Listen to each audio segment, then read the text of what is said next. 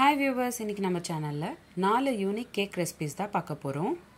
பேக்கே பண்ணாம ஒரு ஹெல்தியான ஆப்ஷன்ல அதுவும் cream, butter, sugar, மைதா இந்த மாதிரி எந்த பொருளும் சேர்க்காம 4 வகையான இன்ஸ்டன்ட் கேக் ரெசிபீஸ் தான் இன்னைக்கு நம்ம சேனல்ல பார்க்க போறோம். வாங்க பார்க்கலாம் எப்படி செய்யறதுன்னு. முதல் வகையாக வீட்லயே பண்ணக்கூடிய ஃப்ரூட் ப்ளம் கேக் எப்படி பண்றதுன்னு பார்க்கலாம். நான் இந்த கேக் பண்ணுறதுக்கு sugar, cream, butter, artificial colours, preservative, maida அந்த மாதிரி எதுவும் கலக்காமல் பண்ணியிருக்கேன். யூடியூப்லேயே first time red velvet cake ஃபினிஷில் ஒரு ஹெல்தியான கேக். சின்னவங்கலேருந்து பெரியவங்க வரைக்கும் விரும்பி சாப்பிட்ற ஒரு கேக். 2 நிமிஷம் போதும், பிளேட் ஃபுல்லாக காலியாயிடும். 2 பெரிய சைஸ் ப்ளம் எடுத்துக்கோங்க. தண்ணியில் நல்லா வாஷ் பண்ணிவிட்டு சின்ன சின்ன பீசஸாக பண்ணிவிட்டு ஒரு பவுலில் 1/2 கிளாஸ் அளவுக்கு தண்ணி எடுத்துக்கிட்டு கட் பண்ணி வச்சுருக்கிற ப்ளம்ஸை நம்ம அதில் சேர்த்துக்கணும்.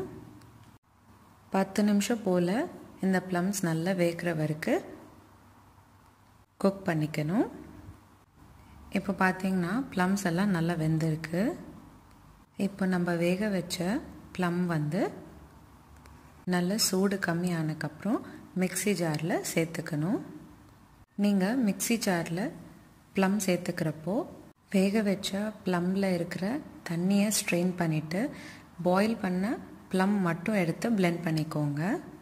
பிளெண்ட் பண்ணிங்கன்னா ப்ளம் பியூரி ரெடி ஆகிடும்.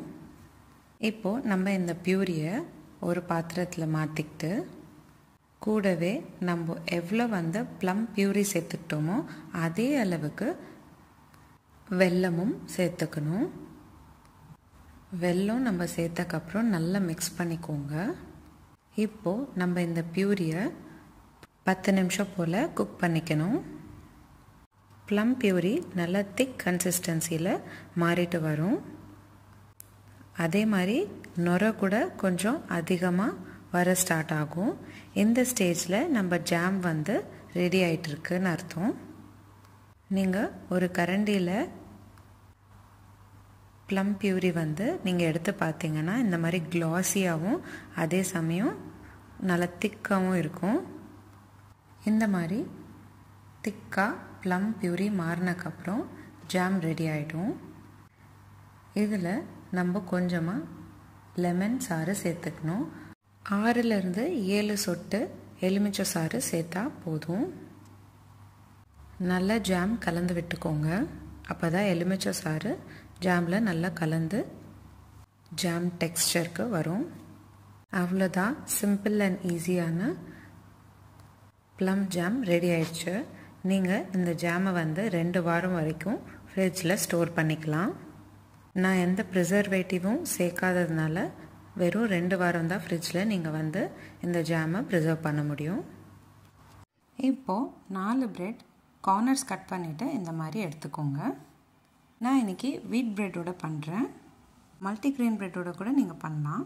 நான் வீடியோவில் காமிக்கிற மாதிரி ஒன்று மேலே ஒன்று அடுக்கிக்கணும்.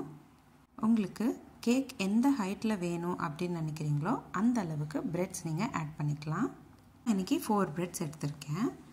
இப்போது முதல் ப்ரெட்டில் செஞ்சு வச்சுருக்கிற ப்ளம் ஜாம் சேர்த்துக்கிறேன். நல்லா எல்லா பக்கமும் கவர் ஆகிற மாதிரி ஸ்ப்ரெட் பண்ணிக்கணும். பட்டர் நைஃப் இருந்தால் பட்டர் நைஃபோட ஸ்ப்ரெட் பண்ணுங்கள். எல்லா பக்கமும் ஈவனாக ஸ்ப்ரெட் ஆகும். இப்போது நான் வீடியோவில் காமிக்கிற மாதிரி எல்லா ப்ரெட்ஸ்க்கும் இந்த மாதிரி நம்ம ஸ்ப்ரெட் பண்ணிக்கணும். ஒரு ப்ரெட் மேலே இன்னொரு ப்ரெட் சேர்த்து ஜாம் இந்த மாதிரி தடவிக்கிட்டே வரணும். ஜாம் கொஞ்சம் செமி சாலிடாக இருக்கிறதுனால நீங்கள் எந்த மாதிரியும் ஸ்வீட் லிக்விட்ஸ் நடுவில் சேர்க்கணுன்ற அவசியம் வராது. நீங்கள் ஜாம் எல்லா ப்ரெட் ஸ்லைசஸ்க்கும் ஈவனாக தடவி விட்டால் போதும். கிட்ஸ் லஞ்ச் பாக்ஸ்க்கு நீங்கள் இந்த ரெசிபி தாராளமாக ட்ரை பண்ணலாம். நிறைய பேரண்ட்ஸ் ப்ரிசர்வேட்டிவ்ஸ், ஆர்டிஃபிஷியல் ஃப்ளேவர்ஸ் ஜாமில் கலக்கிறதுனால பேரண்ட்ஸ் கொடுக்கறதுக்கு ரொம்ப பயப்படுவாங்க. இதே நீங்கள் வீட்டில் செஞ்சிங்கன்னா எந்த பயமும் இல்லாமல் கிட்ஸ்க்கு நீங்கள் கொடுக்க முடியும். நம்ம எடுத்துருக்கிற 4 ஸ்லைஸ் ப்ரெட்ஸ்க்கும் நான் ஜாம் தடவிட்டேன். இப்போது நம்ம கார்னர்ஸ் எல்லாத்துக்கும் நான் வீடியோவில் காமிக்கிற மாதிரி ஸ்ப்ரெட் பண்ணிக்கோங்க. நீங்கள் எவ்வளோக்கு அவ்வளோ ஜாம் சேர்க்குறீங்களோ லுக் அவ்வளோ அழகாக இருக்கும். மெசப்பாச்சுன்னா கவலைப்படாதீங்க. இந்த மாதிரி டிஷ்யூ பேப்பர் எடுத்து கொஞ்சம் கொஞ்சமாக தொடச்சி விடுங்க. அடுத்து டெக்கரேஷன் பர்பஸ்க்காக pumpkin seeds, sunflower seeds, sesame seeds இந்த 3 வகையும் நான் கேக் மேலே சேர்த்துருக்கேன். இது கம்ப்ளீட்லி ஆப்ஷனல். நீங்கள் சீட்ஸ் எல்லாம் சேர்க்குறதுனால இன்னும் கேக் ஹெல்தியர் ஆப்ஷனாக மாறிட்டு வரும். நீங்கள் இந்த மாதிரி ஆல்மண்ட்ஸ், கேஷ்யூஸ், பிஸ்தா அந்த மாதிரி என்ன ஆப்ஷனில் உங்களுக்கு சீட்ஸ் எல்லாம் சேர்த்துக்கணுமோ நீங்கள் சேர்த்துக்கலாம். நான் க்ரீன் பம்கின் சீட்ஸோட ஃப்ளவர் ஷேப்பில் கேக் மேலே டெக்கரேட் பண்ணுறேன். ஃப்ளவர் கீழே ஸ்டெம்ஸ்க்கு நான் சன்ஃப்ளவர் சீட்ஸ் ஆட் பண்ணுறேன். அண்ட் கார்னர்ஸ்க்கு கொஞ்சமாக செசமி சீட்ஸ் இந்த மாதிரி தூவி விடுறேன். இந்த மாதிரி கேக்குக்கு சீட்ஸ் எல்லாம் சேர்க்குறப்போ கேக் சாப்பிட்றப்போ க்ரன்ச்சியாகவும் சாஃப்டாகவும் டேஸ்டியாகவும் இருக்கும். கேக்கோட எல்லா கார்னர்ஸ் சைட்ஸில் நான் பம்கின் சீட்ஸ் ஆட் பண்ணேன். நீங்கள் சன்ஃப்ளவர் சீட்ஸும் ஆட் பண்ணிக்கலாம். நான் சொன்ன மாதிரி எந்த சீட்ஸ் வேணாலும் நீங்கள் ஆட் பண்ணிக்கலாம். கேஷ்யூஸ், பிஸ்தாஸ், பாதாம் அந்த மாதிரி. ஆனால் நான் இன்றைக்கி sunflower seeds, pumpkin seeds and sesame seeds use பண்ணியிருக்கேன். கேக் எல்லாம் டெக்கரேட் பண்ணக்கப்புறம் 15 to 20 minutes பக்கத்தில் வச்சுடுங்க. அதுக்கப்புறம் கட் பண்ணி சாப்பிடுங்க. இந்த கேக் செய்கிறதுக்கு வெறும் 5 நிமிஷம் போதும். 5 இன்க்ரீடியண்ட் வச்சு இந்த கேக் நம்ம செய்ய போகிறோம். 5 இன்க்ரீடியண்ட்டும் ரொம்ப ஹெல்தியானது. பசங்க கேக் கேட்குறாங்கன்னா இந்த மாதிரி ஆப்ஷனில் செஞ்சு தாங்க. கண்டிப்பாக அவங்க விருப்பப்பட்டு சாப்பிடுவாங்க. இந்த ரெசிபி இன்ஸ்டன்ட் அப்படின்றதுனால நீங்கள் எப்போ வேணாலும் இந்த ரெசிபியை ட்ரை பண்ணலாம். இப்போ வாங்க பீனட் கேக் எப்படி பண்ணுறதுன்னு பார்க்கலாம். முதல்ல ஒரு மிக்ஸி ஜாரில் 3 கைப்பிடி அளவுக்கு வறுத்த வேர்க்கடலையை சேர்த்துக்கணும். தோலெல்லாம் நீக்கிட்டு அப்புறமா மிக்ஸி ஜாருக்குள்ளே சேர்த்துக்கோங்க. கொஞ்சம் கொரகொரப்பாக அரைச்சக்கப்புறம் 3 ஸ்பூன் போல் அந்த கொரகொரப்பாக இருக்கிற வேர்க்கடலையை ஒரு கிண்ணத்துக்கு மாற்றிக்கோங்க. 3 ஸ்பூன் அளவுக்கு நீங்கள் எடுத்துக்கிட்டாலே போதுமானது. இது நம்ம டெக்கரேஷன் பர்பஸ்க்காக யூஸ் பண்ண போகிறோம். இப்போது கொரகொரப்பாக இருக்கிற வேர்க்கடலையை மிக்ஸி ஜாரில் ரன் பண்ணிங்கன்னா இந்த மாதிரி டெக்ஸ்சரில் இருக்கும். அந்த ஸ்டேஜில் நீங்கள் 2 ஸ்பூன் போல் வெல்லம் சேர்த்து திருப்பி மிக்ஸி ஜாரில் ரன் பண்ணிக்கணும். உங்களுக்கு கேக் எவ்வளோ ஸ்வீட் தேவையோ அதுக்கேற்ற மாதிரி நீங்கள் வெல்லம் சேர்த்துக்கலாம். வெல்லம் போட்டு ரன் பண்ணக்கப்புறம் டெக்ஸ்சர் இப்படி இருக்கும். இந்த ஸ்டேஜில் 2 ஸ்பூன் அளவுக்கு கொக்கோ பவுடர் சேர்த்துக்கணும். 10 ml போல் பால் சேர்த்துக்கிட்டு நல்லா மிக்ஸி ஜாரில் பிளெண்ட் பண்ணிக்கோங்க. கொக்கோ பவுடர் சேர்த்ததுனால அதே சமயம் வேர்க்கடலைனால இந்த மாதிரி க்ரீமியான டெக்ஸ்சர் நம்மளுக்கு ஸ்ப்ரெட் ரெடி ஆகிடும். மாதிரி பீனட் பட்டர் டெக்ஸ்சரில் நம்மளுக்கு ரெடி ஆகிடும். இப்போது நம்ம செஞ்சு வச்சுருக்கிற ஸ்ப்ரெட் நீங்கள் ப்ரெட் மேலேயும் தடவி கொடுக்கலாம் பசங்களுக்கு. நம்ம கேக் செய்கிறதுக்கும் ப்ரெட் மேலே தான் தடவ போகிறோம். 4லேருந்து 5 ஸ்லைஸ் ப்ரெட் ஓரம் கட் பண்ணிவிட்டு நம்ம செஞ்சு வச்சுருக்கிற பீனட் ஸ்ப்ரெட் நல்லா தடவிக்கோங்க. பட்டர் நைஃப் இருந்தால் பட்டர் நைஃபோட தடவிக்கோங்க. அடுத்து நம்ம எடுத்து வச்சுருக்கிற கிரவுண்ட்நட் பவுடரும் சேர்த்துக்கோங்க.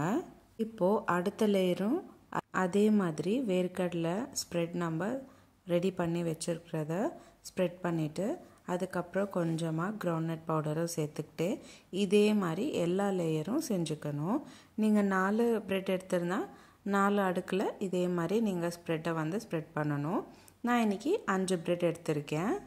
டெக்கரேஷன் பர்பஸ்க்காக இப்போ நான் கிரவுண்ட்நட் பவுடர் அரைச்சி வச்சுருக்கேன் இல்லையா, அதாவது வேர்க்கடலை பவுடர், அதை மேலே கொஞ்சம் கொஞ்சமாக தூவிட்டே வரேன். உங்களுக்கு எந்த மாதிரி ஷேப் தேவைப்படுதோ அதுக்கேற்ற மாதிரி நீங்கள் டெக்கரேட் பண்ணிக்கலாம். அடுத்து நம்ம கீழே விழுந்திருக்கிறது எல்லாமே நம்ம ஒரு டிஷ்யூ பேப்பர் வச்சு நல்லா தொடச்சி விட்டுடலாம். மறுபடியும் டெக்கரேஷன் பர்பஸ்க்காக நான் பூசணிக்காய் விதையை அரேஞ்ச் பண்ணி வச்சுருக்கேன். இப்போது அடுத்து நடுவில் நான் சன்ஃப்ளவர் சீட்ஸும் சேர்த்துக்கிறேன்.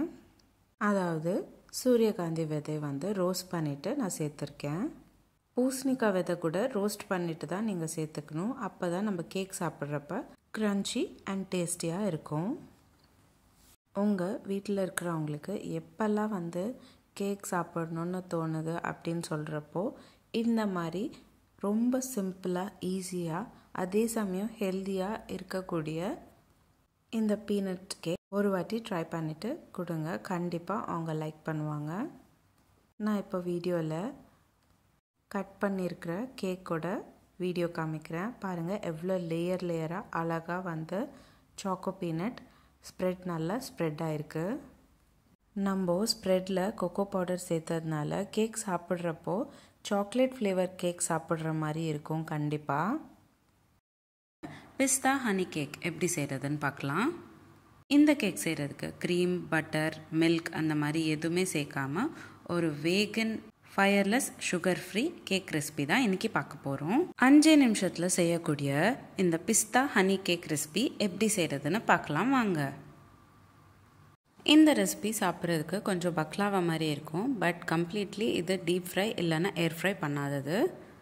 முதல்ல ஒரு மிக்ஸி ஜாரில் 20லேருந்து 25 பிஸ்தா சேர்த்துக்கிட்டு நல்ல ஃபைன் பவுடராக அரைச்சிக்கணும்.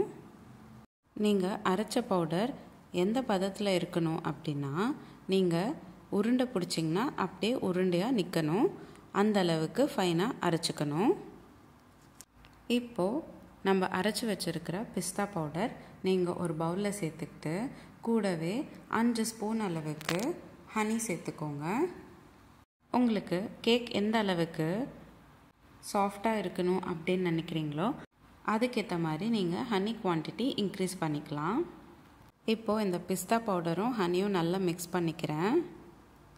நல்லா மிக்ஸ் ஆனதுக்கப்புறம் இந்த மாதிரி கன்சிஸ்டன்சியில் தான் இருக்கும். கொஞ்சம் திக்காக தான் இருக்கும். நான் இன்றைக்கி வீடியோவில் கொஞ்சம் திக்கான லேயர் தான் அப்ளை பண்ணிக்க போகிறேன். உங்களுக்கு இன்னும் தின்னான லேயர் தேவைப்பட்டுச்சுன்னா நீங்கள் ஹனி வந்து 1 ஸ்பூன் இல்லைன்னா 2 ஸ்பூன் இன்னும் கூட ஆட் பண்ணிக்கலாம். இப்போது நம்ம செஞ்சு வச்சுருக்கிற பிஸ்தா பேஸ்ட் நம்ம பிரெட் ஸ்லைசஸில் தடவிக்கணும். நான் இன்றைக்கி வீட் பிரெட் எடுத்திருக்கேன். வீட் பிரெட்டோட கார்னர்ஸ் எல்லாம் கட் பண்ணிவிட்டு அதுக்கு மேலே நம்ம செஞ்சு வச்சுருக்கிற பிஸ்தா பேஸ்ட் அப்ளை பண்ணிக்கணும். இப்போது நம்ம அப்ளை பண்ண பிரெட் மேலே இன்னொரு பிரெட் சேர்த்துட்டு அந்த பிரெட் மேலே கூட இந்த பிஸ்தா பேஸ்ட்டை சேர்த்துக்கணும். இந்த மாதிரி நான் 4 லேயர்ஸ் அளவுக்கு பிரெட்டும் சேர்த்துக்கிட்டு கூடவே இந்த பிஸ்தா பேஸ்ட்டும் சேர்த்துக்கிட்டே வந்தேன். பிரெட்டோட 4 கார்னர்ஸ்லேயும் நம்ம வந்து பிஸ்தா பேஸ்ட் அப்ளை பண்ணிவிட்டு லாஸ்ட்டில் சின்ன சின்னதாக சாப் பண்ணி வச்சுருக்கிற பிஸ்தா பீசஸை வந்து மேலே டெக்கரேஷன் பர்பஸ்க்காக டெக்கரேட் பண்ணிக்கிறேன். உங்களுக்கு கேக் இன்னும் ரொம்ப க்ரன்ச்சியாக தேவைப்பட்டுச்சுன்னா நீங்கள் லேயர்ஸாக பிரெட் ஸ்லைசஸ் அடுக்கும்போதே நீங்கள் கொஞ்சமாக ஒரு லேயர்லேயும் பிஸ்தா சாப் பண்ணி வச்சுருக்கிறதையும் சேர்த்துக்கலாம். ஆனால் நான் இன்றைக்கி வீடியோவில் லாஸ்ட் லேயரில் மட்டும்தான் சேர்த்துக்கிட்டேன். 15 நிமிஷம் போல் பக்கத்தில் வச்சுட்டு அதுக்கப்புறமா ஸ்லைஸ் பண்ணிவிட்டு சர்விங் பிளேட்டில் மாற்றிக்கோங்க. இந்த மாதிரி நம்ம 15 நிமிஷம் போல் கேக் வந்து நம்ம பக்கத்தில் வச்சோன்னா ஹனி எல்லாம் நல்லா ப்ரெட்டில் ஊறிட்டு சாப்பிட்றதுக்கு ரொம்ப நல்லா இருக்கும் டேஸ்ட்டு. நீங்கள் கேக் செஞ்ச உடனே கூட நீங்கள் சாப்பிட்டுடலாம். ஆனால் நல்லா ஊறிடுச்சுன்னா ஹனி இன்னமும் டேஸ்ட் கூடும். இப்போ வீடியோவில் பார்த்தீங்கன்னா நான் கட் பண்ணி வச்சுருக்கிற கேக் ஸ்லைஸ் காமிக்கிறேன் பாருங்கள். ஹனி எல்லாம் நல்லா ப்ரெட்டில் ஊறிட்டு நல்லா சாஃப்டாக இருக்குது. கட் பண்ணுறப்போ பசங்கள்லேருந்து பெரியவங்க வரைக்கும் இந்த மாதிரி டிஃப்ரெண்ட்டாக ரெசிபி பண்ணி கொடுக்குறதுனால ரொம்ப விருப்பப்பட்டு சாப்பிடுவாங்க. Cashew nut cake. இந்த கேக் செய்கிறதுக்கு க்ரீம், பட்டர், மைதா அந்த மாதிரி எதுவுமே சேர்க்காம பண்ணியிருக்கேன். இந்த recipe wireless and sugar free recipe. பசங்க விரும்பி சாப்பிட்ற கேக் ஒரு ஹெல்தி வெர்ஷனில் செய்யணும்னு நினைக்கிறப்ப இந்த ரெசிபி கண்டிப்பாக ட்ரை பண்ணி பாருங்கள். வெறும் 3 இன்க்ரீடியண்ட்டில் செய்யக்கூடிய இந்த கேக் ரெசிபி எப்படி செய்கிறதுன்னு பார்க்கலாம் வாங்க. முதல்ல ஒரு மிக்ஸி ஜாரில் 15லேருந்து 20 முந்திரி பருப்பு சேர்த்துக்கோங்க. ஒரு வாட்டி நல்லா பிளெண்ட் பண்ணிக்கிட்டிங்கன்னா ஃபைன் பவுடராக நம்மளுக்கு ரெடி ஆகும். இப்போது இந்த ஃபைன் பவுடரை நம்ம வந்து கொஞ்சமாக பக்கத்தில் எடுத்து வச்சுக்கணும். நம்ம கேக் டெக்கரேட் பண்ணுறதுக்கு இந்த பவுடர் ரொம்பவே யூஸ்ஃபுல்லாக இருக்கும். உங்களுக்கு டெக்கரேஷன் பர்பஸ்க்காக எவ்வளோ குவான்டிட்டி பவுடர் தேவைப்படுதோ அதுக்கேற்ற மாதிரி நீங்கள் சைடில் வச்சுக்கோங்க. இப்போது மிக்ஸி ஜாரில் மீதி இருக்கிற கேஷ்யூநட் பவுடரை நம்ம இன்னும் பிளெண்ட் பண்ணணும். நல்லா பிளெண்ட் பண்ணிக்கிறதுக்கு முன்னாடி 1 ஸ்பூன் அளவுக்கு வெல்லம் சேர்த்துக்கோங்க. இப்போது ஒரு வாட்டி நல்லா பிளெண்ட் பண்ணிக்கோங்க. இந்த மாதிரி தான் இருக்கும். அதில் கொஞ்சமாக ஒரு 10லேருந்து 15 ml போல் பால் சேர்த்துக்கிட்டு அரைச்சிக்கிட்டிங்கன்னா இந்த மாதிரி கேஷ்யூநட் ஸ்ப்ரெட் ஈஸியாக ரெடி ஆகிடும். இந்த ஸ்ப்ரெட் சப்பாத்தியில் கூட தடவிட்டு கிட்ஸ் லஞ்ச் பாக்ஸ்க்கு கொடுக்கறதுக்கு ஒரு நல்ல ஐடியாவாக இருக்கும். இந்த மாதிரி செஞ்சு தரதுனால ஹெல்த்தியாகவும் இருக்கும், டேஸ்டியாகவும் இருக்கும். கேஷ்யூநட் ஸ்ப்ரெட் ரெடி ஆகிட்டோடனே நம்ம இப்போ பிரெட் ஸ்லைசஸில் தடவிக்கணும். நான் இன்றைக்கி வீட் பிரெட் எடுத்துக்கிட்டேன். நான் இன்றைக்கி வீடியோவில் காட்டுற மாதிரி ஒரு பிரெட் மேலே இன்னொரு பிரெட் வந்து சேர்த்துக்கிட்டே லேயராக நம்ம ஸ்ப்ரெட்டை தடவிக்கிட்டே வரணும். நான் இன்றைக்கி 4 ஸ்லைஸ் அளவுக்கு பிரெட்ஸ் எடுத்துக்கிட்டு இந்த மாதிரி லேயர்ஸ் பண்ணிக்கிட்டேன். லேயர்ஸாக ரெடி பண்ணக்கப்புறம் நீங்கள் சைட்ஸில் கூட ஸ்ப்ரெட் தடவிக்கோங்க. ஒரு டிஷ்யூ பேப்பர் எடுத்துக்கிட்டு இந்த மாதிரி தொடச்சிக்கோங்க சைட்ஸ்லலாம். ஸ்ப்ரெட் நம்ம லிக்விட் கன்சிஸ்டன்சியில் செஞ்சுக்கிட்டோன்னா கேக் சாப்பிட்றப்போ ரொம்ப சாஃப்டாக இருக்கும். டெக்கரேட்டிவ் பர்பஸ்க்காக கேஷ்யூநட்ஸ் நான் டெக்கரேட் பண்ணுறேன். நம்ம எடுத்து வச்சுருக்கிற கேஷ்யூநட் பவுடர்ஸ் கார்னர்ஸில் சேர்த்துக்கிறேன். உங்களுக்கு எந்த மாதிரி ஷேப் தேவையோ அதுக்கேற்ற மாதிரி நீங்கள் டெக்கரேட் பண்ணிக்கலாம். நான் இன்றைக்கி கேக் ஸ்லைஸ் மாதிரி பார்க்குறதுக்கு இருக்கிற மாதிரி ஷேப்பில் கட் பண்ணிக்கிட்டு அதுக்கு கேஷ்யூநட் ஸ்ப்ரெட் ஸ்ப்ரெட் பண்ணிக்கிட்டு டெக்கரேட் பண்ணிக்கிட்டேன். அவ்வளோதான், சிம்பிள் அண்ட் ஈஸியான, அதே சமயம் 5 நிமிஷத்தில் செய்யக்கூடிய ஹெல்தி கேஷ்யூநட் கேக் ரெடி ஆகிடுச்சு.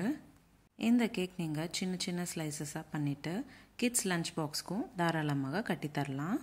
உங்களுக்கு இந்த வீடியோ பிடிச்சிருந்தா லைக் பண்ணுங்கள், ஷேர் பண்ணுங்கள். இதே மாதிரி டெய்லி ஒரு ரெசிபி பார்க்குறதுக்கு என்னோடய சேனல் சப்ஸ்கிரைப் பண்ணிக்கோங்க. இந்த மாதிரி நிறைய சீரீஸ் நம்மளோட சேனலில் போஸ்ட் பண்ணியிருக்கோம். லிங்க்ஸ் எல்லாமே நான் டிஸ்கிரிப்ஷன் பாக்ஸில் உங்களுக்கு ஷேர் பண்ணுறேன். கண்டிப்பாக செக் பண்ணி பாருங்கள். உங்களுக்கு எந்த கேக் ரொம்ப பிடிச்சிருந்ததுன்னு எனக்கு கமெண்ட் பாக்ஸில் கமெண்ட் பண்ணுங்கள். இந்த 4 வகையான கேக் ரெசிபிஸ் உங்கள் வீட்டில் நீங்கள் ட்ரை பண்ணிங்கன்னா எப்படி வந்துச்சுன்னு எனக்கு கமெண்ட் பாக்ஸில் கமெண்ட் பண்ணுங்கள். மீண்டும் சந்திப்போம் ஒரு சுவையான ரெசிபியுடன். தேங்க்யூ.